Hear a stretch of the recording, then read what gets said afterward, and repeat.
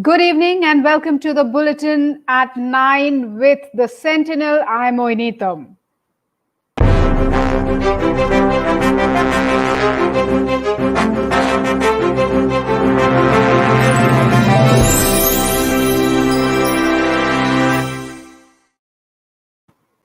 And first up, the headlines at this hour.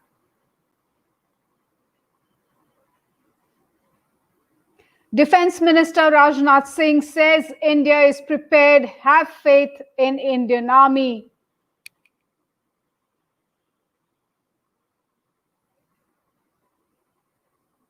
Lockdown prevented 78,000 COVID deaths, says Union Health Minister Dr. Vardhan.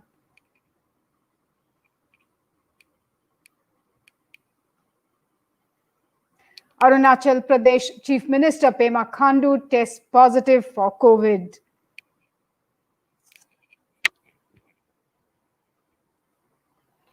And now to the top stories of the day. Of course, one of the major highlights of the parliamentary proceedings during the monsoon session. In fact, today was day 2 of the monsoon session of Parliament. Today was Defense Minister Rajnath Singh's statement in the Parliament earlier in the day today, and this was on the India-China row, the border tension that is going on between the two countries. And here is what the defense minister said: that China was an illegal occupation of about 38,000 square kilometers of Indian land in Ladakh, besides laying claim to around 90,000 square kilometers of territory in Arunachal Pradesh.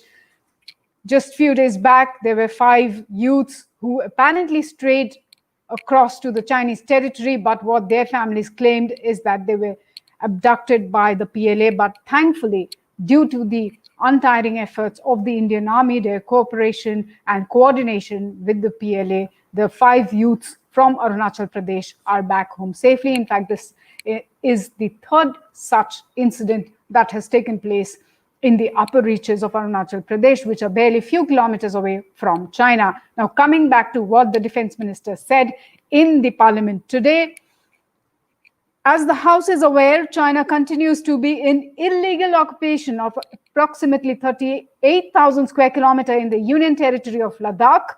In addition, under the so-called Sino-Pakistan Boundary Agreement of 1963, Pakistan illegally ceded 5,180 square kilometers of Indian territory in Pakistan-occupied Kashmir to China. China also claims approximately 90,000 square kilometers of Indian territory in the eastern sector of the India-China boundary in Arunachal Pradesh. This is what the defense minister, Mr. Rajnath Singh, said in Lok Sabha today. He said the country was facing a challenge near the line of actual control in Ladakh, even as the morale and motivation of Indian armed forces was high. Chinese actions, the minister said, reflected a clear disregard for the various bilateral agreements between the two countries. He added that it has been conveyed to China through diplomatic and military channels that such actions on its part are being seen as attempts to unilaterally alter the status quo in the region. India's position is that while bilateral relations can continue to develop in parallel with discussions on resolving the boundary question, any serious disturbance in peace and tranquility along the line of actual control in the border areas is bound to have implications for the positive direction of our ties, Defense Minister said in the floor of the lower house today. And here is what he also said during his statement: the House should have full confidence that our armed forces will rise to the challenge and do us all proud. That is the defense minister's statement part. In fact, these are excerpts from his statement today in the lower house. Now, moving on to what Union Health Minister Dr. Vardhan said in the Parliament, and this is, of course, about the COVID scenario in the country. The decision to impose nationwide lockdown prevented 14 to 29 lakh COVID-19 cases and 37,000 to 78,000 deaths in India. This is the Union Health Minister, Dr. Vardhan, making the statement in Parliament. And I quote him here: India has been able to limit its cases and deaths per million to 3,328 cases and 55 deaths per million population, respectively, which is one of the lowest in the world as compared to similarly affected countries, unquote. In India, about 92% of the cases are reported to be having mild disease, he said, adding in only about 5.8% of cases where oxygen therapy is required and the disease may be severe enough to require intensive care, and that is only 1.7% cases. As many as 35,42,663. I repeat the number here: 35,42,663, that is 77.65% cases have recovered. The maximum cases and deaths have been reported from Maharashtra, Andhra Pradesh, Tamil Nadu, Karnataka, Uttar Pradesh, Delhi, West Bengal, Bihar, Telangana, Orissa, Assam, Kerala, and Gujarat. All these states have reported more than 1 lakh cases, the minister said. Of course, we have been highlighting how the COVID cases are increasing in our state of Assam, how the government is gearing up to address the rising COVID scenario. We have also been bringing stories to you about how the private hospitals in Guwahati are getting ready to take care of the rising number of COVID cases. But each one of us, we have to act responsibly. We have to wear our masks properly. It cannot be dangling around our neck or not covering our mouth and nose together. It cannot be around our chin. It has to cover the whole area. The nose and the mouth needs to be covered. In fact, starting from the minister, Dr. Himanta Biswa Sharma, to every principal of the medical colleges, to all doctors, the only thing that they are saying is that please, people, get serious about it, wear your masks and maintain social distancing. The only way that you can save yourselves from this deadly disease.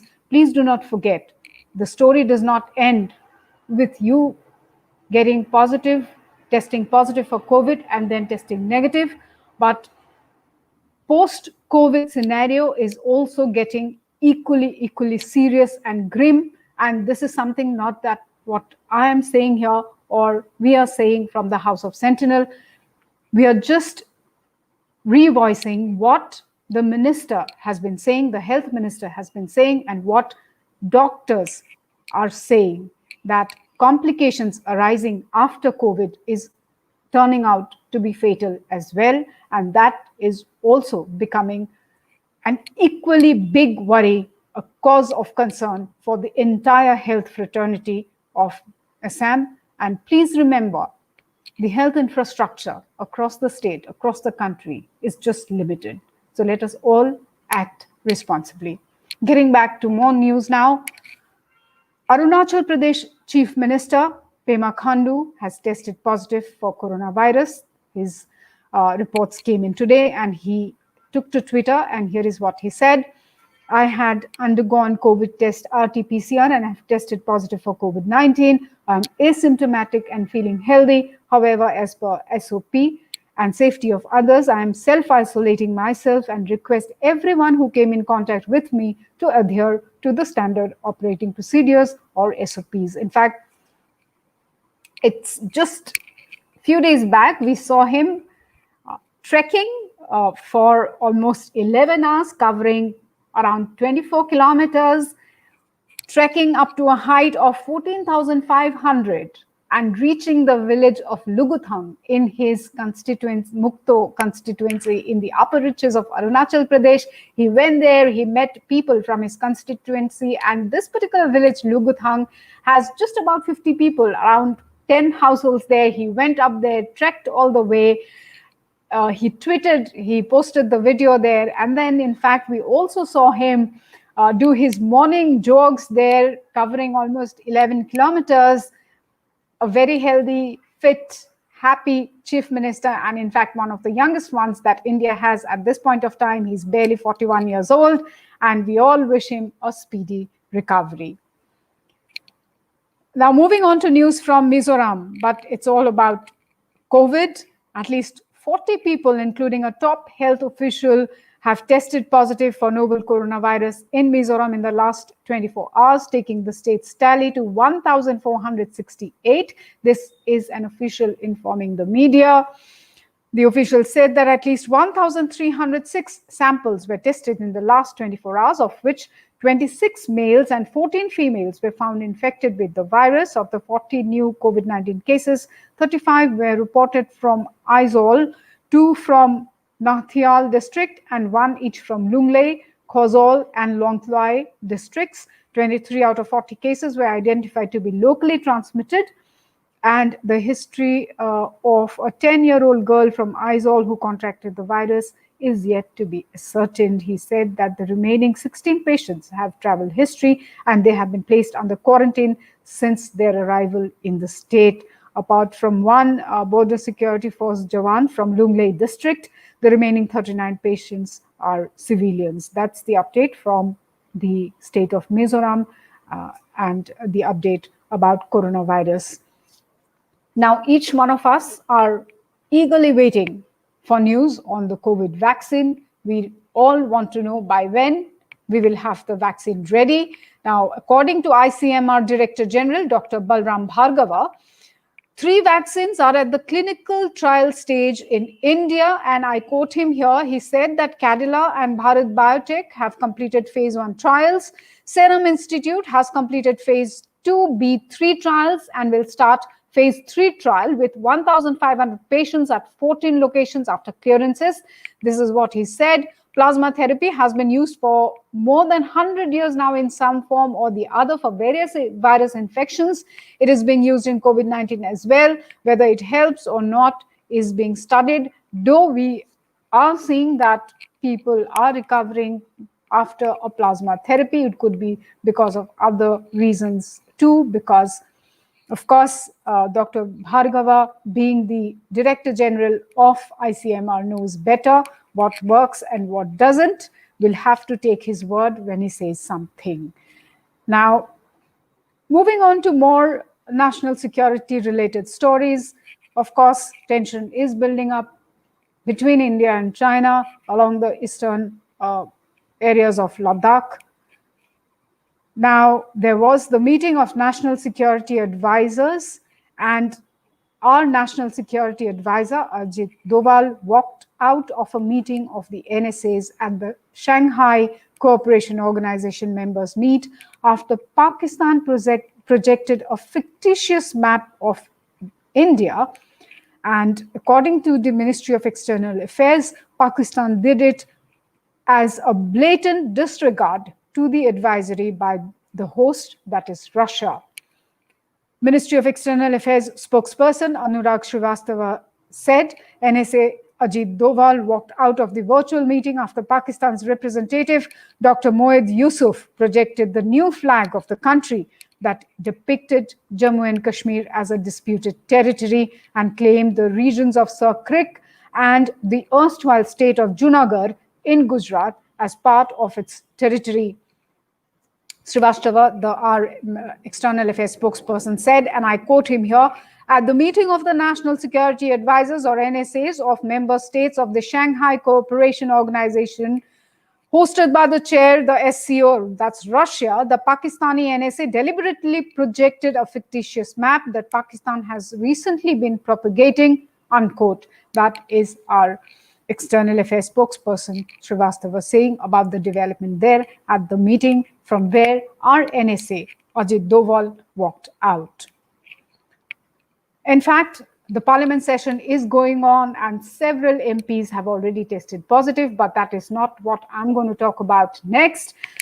Of course, today's proceedings high point was Defense Minister Rajnath Singh's statement in the House about India-China border tension and India's stand there. But the other high point today was the statement, the comments made by actor turned politician the Samajwadi MP in Rajya Sabha, Jaya Bachchan. She, in fact, made a sharp rebuttal to BJP MP and actor Ravi Kishan's comments in Parliament about drug addiction in Bollywood, saying that the film industry was being flogged by social media and the government's non-support. This is exactly what Jaya Bachchan said in the floor of the House today. Here is what she said, and I quote her, "Just because of a few people, you cannot tarnish the whole industry. I was really embarrassed and ashamed that yesterday one of our members in the Lok Sabha, who is from the industry, spoke against the film industry. Jis thali mein khate hain, usi mein ched karte hain." This is what Mrs. Bachchan said. And this particular sentence roughly translates into biting the hand that feeds you. In fact, she was actually referring to the comments made by Ravi Kishan in Lok Sabha. 72-year-old Jaya Bachchan said such statements were meant to divert attention from the state of economy and unemployment. She further said that the entertainment industry in the country provides direct employment every day to 5 lakh people and indirect employment to 5 million people at a time when the financial situation is in a depressing state and employment is at the worst level. In order to divert the attention of the people, we are being used to be flogged by social media and the government's non-support. But people who have made their name in this film industry have called it a gutter. I completely disagree. These were the words of Jaya Bachchan in Parliament today. She, in fact, was actually referring to what actor Kangana Ranaut had said. In fact, she had earlier called the film industry a gutter and alleged that 99% of the people who work in the industry have been exposed to drugs. Of course, all these comments come in the backdrop of the CBI inquiry and the case that is going on related to the death of Sushant Singh Rajput and the revelations, the disclosures being made by Riya Chakravarti during the interrogation. Well, viewers, that is all that I have for all of you at this hour. But like I always say, news and updates continue in sentinelassam.com.